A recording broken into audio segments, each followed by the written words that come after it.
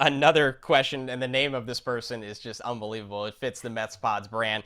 Drew Smith Stan account says, yeah, it's not Joe or I promise. No, yeah. This is somebody trying to be the third host of the show. He said, any likelihood they target a catcher like Willson Contreras? Now, I think the thought of that question is Contreras is set to hit free agency finally after this season. He is somebody that has obviously been one of the best offensive catchers in baseball for a little bit of time now.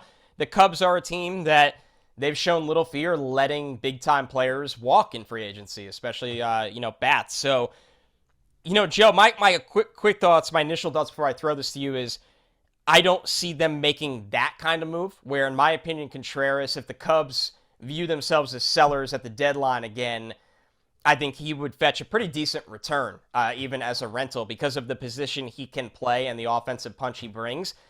I'll be honest with you, Joe. Every team has their dents, their warts. I think catcher right now is just one for the Mets. I don't think they're a team that's going to try to overcorrect this position. I agree. I think when you look at James McCann, obviously the contract that he's under, so James McCann is going to be here. And I think they value his defense and leadership behind the plate. Even though it seems like Scherzer has leaned a little more to pitching to Nito, although he did throw to McCann in his last start. But I think McCann behind the plate he's a good receiver. He's a good thrower. I think he brings that value. Obviously, you would like it if he wouldn't ground the double plays, and you get a little more out of the bat. And Tomas Nito to me is a guy that he's kind of your prototypical backup, where if you play him, he's probably going to do okay. And obviously, his defense is great behind the plate, huge throwing arm, and a great receiver as well. But I don't necessarily see the need to go out and get someone different for the position. I mean, McCann's under contractual control, obviously, like I mentioned, and Tomas Nito is out of minor league options.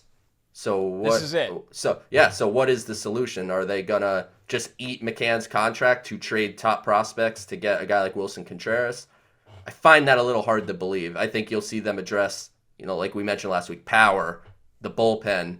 Depending on what happens, if they need another starter, they could always go down that route. I think that's probably, our early trade deadline guess would be that. I'd be pretty surprised, barring some significant injury, that catcher would be any kind of a priority.